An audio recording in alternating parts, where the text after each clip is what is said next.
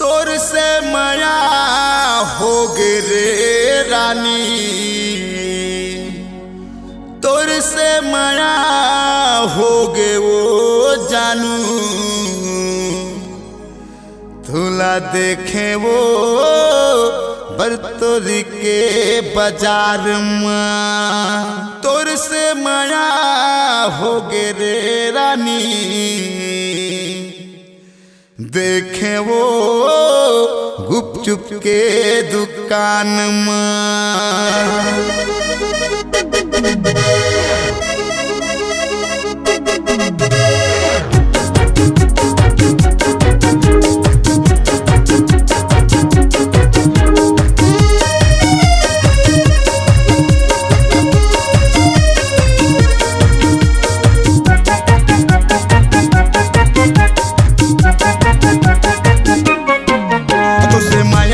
रे रानी देखे बरतोरी के बाजार में, तो से माया हो गे रे रानी देखे बरतोरी के बाजार में। तोला देखे रहे रे तोला भेटे रहे वो, तोला देखे रहे रे तोला भेटे रहे वो, खड़े ते गुपचुप दुकान में।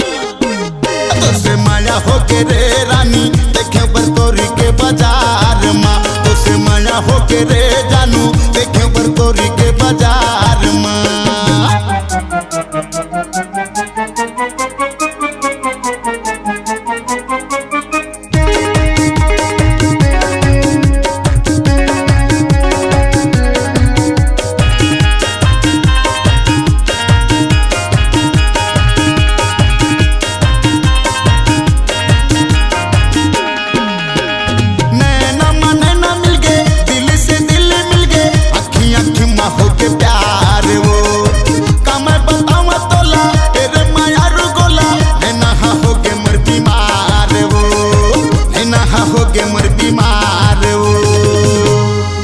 तोर से माया हो गे रे जानू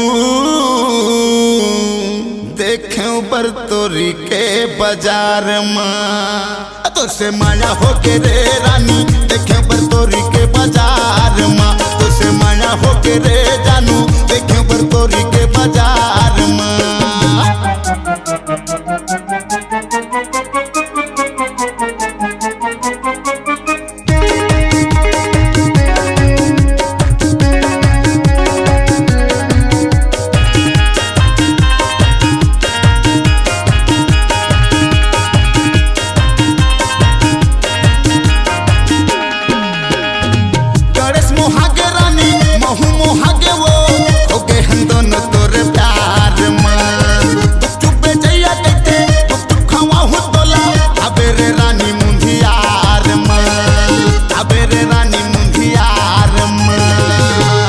तोर से माया हो गे रे जानू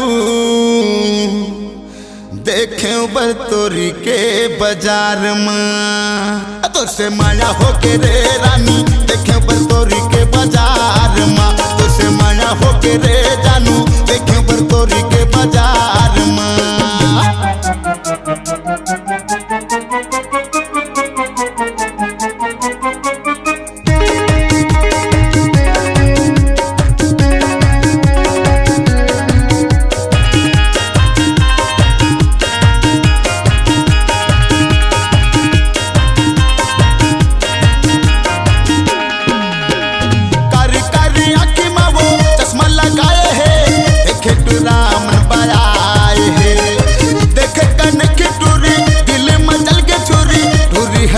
मुस्काए है पूरी है बड़े मुस्काए है।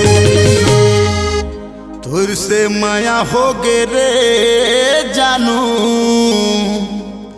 देखे बरतोरी के बाजार में। तो से माया हो गे रे रानी देखे बरतोरी के बाजार में, तो से माया हो गे रे जानू देखे बरतोरी के बाजार में। तोला देखे रहे रे तोला भेटे रहे वो, तोला देखे रहे रे तोला भेटे रहे वो, खड़े ते गुपचुप दुकान में। तो से माया हो गे रे जानू देखे बरतोरी के बाजार में, तो से माया हो गे रे रानी देखे बरतोरी के बाजार में, तो से माया हो